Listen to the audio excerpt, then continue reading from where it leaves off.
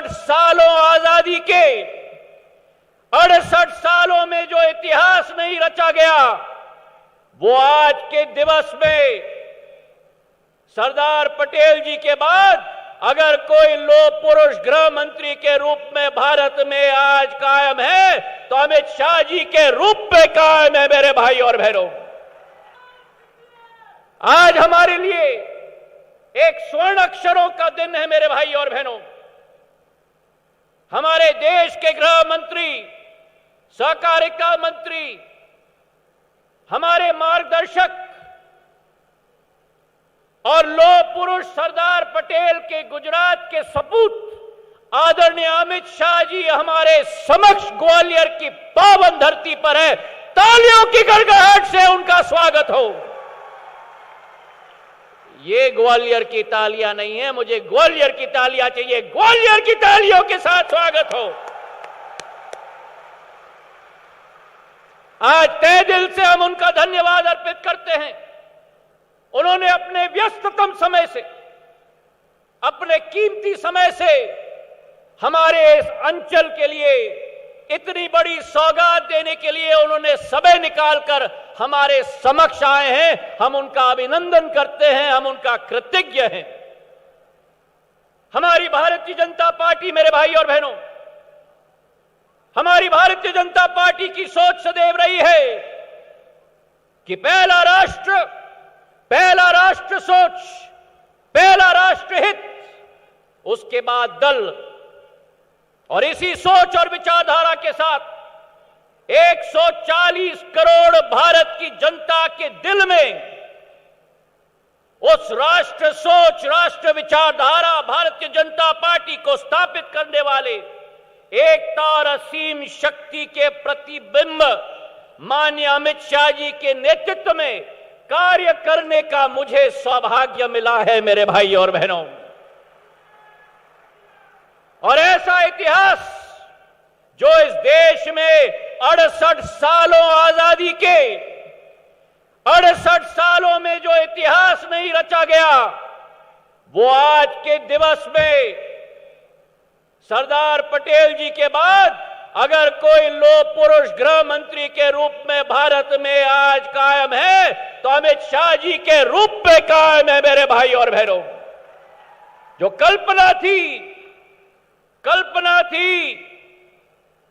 श्यामा प्रसाद मुखर्जी जी की कि भारत का अभिन्न अंग कश्मीर बनना चाहिए, 370 अनुच्छेद को भंग करके प्रधानमंत्री जी के नेतृत्व में हमारे गृह मंत्री जी ने एक ऐसा ऐतिहासिक कदम उठाया जो आने वाली पीढ़ियां याद रखेंगी। मेरे भाई और बहनों, जहां एक तरफ कश्मीर का कदम, वहीं दूसरे तरफ हमारी महिलाओं को उनका हक दिलवाने के लिए ट्रिपल तलाक को खारिज करने का साहसी कदम अगर किसमें भी है तो केवल प्रधानमंत्री नरेंद्र मोदी जी और गृह मंत्री अमित शाह जी के दम में है। मेरे भाई और बहनों, सहकारिता को एक नया रूप दिया जा रहा है, हमारी पार्टी को सदैव सिंचित किया जा रहा है। और आज मुझे बड़ा गर्व है कि आज इस मंच पर हम लोग अभिभूत हैं कि विकास और प्रगति के एक नए पैगाम लेकर हमारे गृह मंत्री अमित शाह जी ग्वालियर के अंचल में आए हैं। पुरानी एक कहावत है कि असंभव शब्द का प्रयोग केवल कायर ही करते हैं। बहादुर लोग और बुद्धिमान लोग अपना मार्ग स्वयं प्रशस्त करते हैं। और यही हाल हुआ था वो 18 महीनों में जब कांग्रेस की सरकार थी। उस समय ग्वालियर चंबल संभाग को अकेले छोड़ा गया था। विकास और प्रगति के लिए असंभव सदैव कहा गया था। और आज अगर असलियत हुई है तो ग्वालियर चंबल संभाग में असंभव को संभव करने का कार्य राष्ट्र की भाजपा की सरकार और प्रदेश की भाजपा सरकार ने दोनों मिलकर कराया है। मेरे भाई और बहनों, आज जो स्थिति उत्पन्न हुई है प्रधानमंत्री जी के नेतृत्व में, जेपी नड्डा जी के नेतृत्व में, अमित शाह जी के नेतृत्व में, एक नए भारत का नया स्वरूप बन रहा है और उस भारत में एक नया मध्य प्रदेश का स्वरूप बन रहा है। जब नया मध्य प्रदेश का स्वरूप बनेगा तो उसमें एक नवीन ग्वालियर का स्वरूप भी बनना होगा मेरे भाई और बहनों। और मेरी आजी अम्मा, मेरी दादी, पूर्व राजमाता साहब का सपना था विकास का, प्रगति का, और विकास और प्रगति के साथ भारतीय जनता पार्टी को एक शिशु के रूप में उसका पालन पोषण मेरी आजी अम्मा ने किया था। उनका जो विकास का सपना था, मेरे पूज्य पिताजी का जो विकास का सपना था, जिस एयरपोर्ट की शुरुआत सन 1986 में की गई थी, 2001 में हमारे पूर्व प्रधानमंत्री अटल बिहारी वाजपेयी जी ने आकर उसका नामांतरण मेरी आजी अम्मा की स्मृति को चिरस्थायी बनाने के लिए राजमाता विजय राजे सिंधिया टर्मिनल का नामांकन किया था।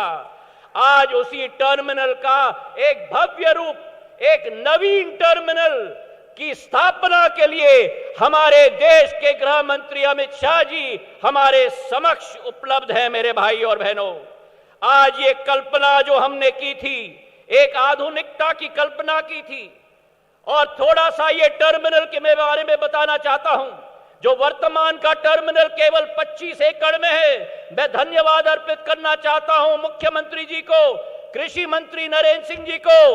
वर्तमान का टर्मिनल, नया टर्मिनल 180 एकड़ में स्थापित होगा, 8 गुना ज्यादा बड़ा होगा। जो वर्तमान का टर्मिनल केवल 30,000 स्क्वायर फुट का है, आधुनिक बनने वाला टर्मिनल इंदौर और भोपाल से बड़ा 2 लाख स्क्वायर फुट का बनने जा रहा है मेरे भाई और बहनों। यह कल्पना है भविष्य की ग्वालियर की, यह कल्पना है आधुनिक ग्वालियर की। और यह विश्वास मैं आपको दिलाता हूं कि इसके साथ कार्गो का टर्मिनल भी बनेगा, 4 एरो ब्रिज भी बनेंगे, और ग्वालियर की इतिहास, ग्वालियर की संस्कृति, जिस पर पूर्ण जोर प्रधानमंत्री जी ने सदैव दिया है, गृह मंत्री जी ने सदैव दिया है। तानसेन से लेकर मान मंदिर किले के हर विभूतियों को उसमें अलंकृत किया जाएगा, ताकि जो पर्यटक ग्वालियर में प्रवेश करेगा वो ग्वालियर का आधुनिक रूप भी देखेगा और ग्वालियर की पुरानी संस्कृति और इतिहास का पूर्ण संगम भी उस एयरपोर्ट में देखेगा। आवागमन की सुविधाएं बढ़ाई गई हैं। इस एयरपोर्ट के जरिए मध्य प्रदेश में एक साल पूर्व केवल 551 फ्लाइट्स प्रति हफ्ता आती थी। आज एक साल के अंदर प्रधानमंत्री जी के नेतृत्व में और उनके संकल्प के आधार पर, गृह मंत्री जी के आदेश पर, आज मध्य प्रदेश में 854 फ्लाइट प्रति हफ्ते आती है मेरे भाई और बहनों। पिछले माह हमने ग्वालियर को इंदौर से, जबलपुर से जोड़ा दिया। पिछले माह ही जो सपना हमारा था, छोटे छोटे विमान ग्वालियर में आते थे, पिछले माह से देश में सबसे बड़ा विमान एयरबस 321 दिल्ली से मुंबई हर दिन अब आता है। 180 यात्री उस विमान पर हर रोज आते हैं। जब ये सूचना मैंने गृह मंत्री जी को दिया तो गृह मंत्री जी का आदेश था कि सिंधिया जी, ग्वालियर को आप दूसरे बड़े शहरों से जुड़वाइए।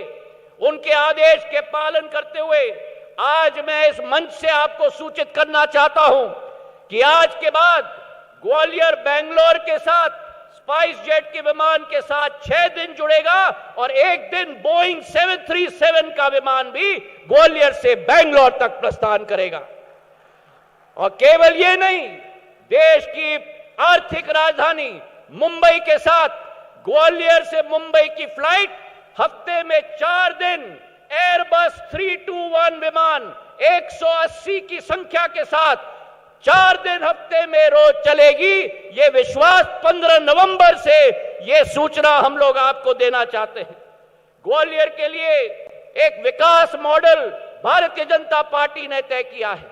आज इस एयरपोर्ट के साथ 8 जिलों में 4,300 करोड़ रुपए की नल जल योजना की शुरुआत भी हमारे गृह मंत्री जी के कर कमलों से की जाएगी, जो 4,300 करोड़ की योजना है, जहां एक एक घर और एक एक गांव तक पानी पिलाने का कार्य की शुरुआत और शुभारंभ इस मंच से किया जाएगा।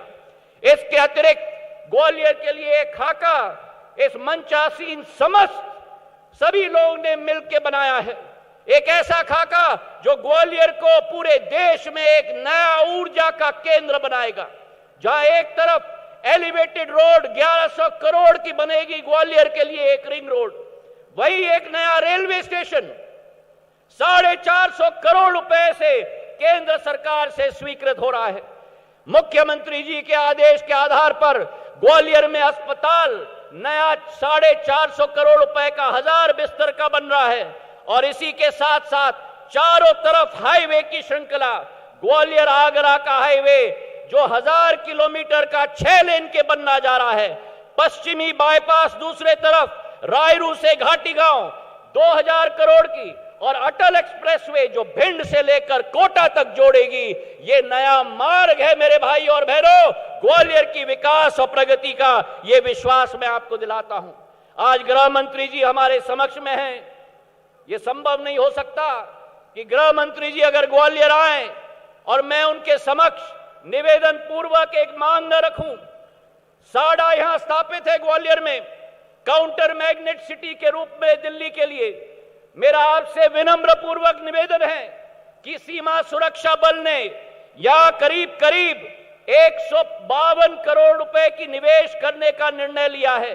मेरा निवेदन है कि इस बटालियन का मुख्यालय ग्वालियर में स्थापित हो, ताकि इस क्षेत्र का जो नौजवान है, जो भारत माता के लिए अपना जान देता है, उसकी स्थापना भी ग्वालियर के साडा क्षेत्र में स्थापित हो। और उसी के साथ साथ ITBP Indo Tibetan border police की श्रृंखला भी या हमारे क्षेत्र में स्थापित हो, एक सपोर्ट वेपन ट्रेनिंग सेंटर, जिसके आधार पर हमारे क्षेत्र के 2,500 से 3,000 नौजवानों को प्रशिक्षण मिलेगा, वो भी हमारे ग्वालियर के साडा में स्थापित हो। ये विनम्र पूर्वक 2 निवेदन है। तो आज ग्वालियर की इस नई गाथा में हम सब शामिल हो, विकास की श्रृंखला में हम सब शामिल हो। तानसेन की रागों के सुसज्जित ग्वालियर के साथ विकास की एक नई मॉडल की शुरुआत भी होगी। अंत में 3 पंक्तियों से मैं अपना भाषण समाप्त करता हूं कि दिल में जोश वही लाता है, दिल में जोश वही लाना है, ग्वालियर का गौरव बढ़ाना है। दिल में जोश वही लाना है, ग्वालियर का गौरव बढ़ाना है। फिदरतन आंधियां बुझाएंगी, फिदरतन आंधियां बुझाएंगी, आदतन हमको दिया जलाना है, आदतन हमको दिया जलाना है। अरे वो सितारों की बात करते हैं, अरे वो तो सितारों की बात करते हैं, हमको तो आसमान को उतार लेके आना है। धन्यवाद। जय हिंद। भारत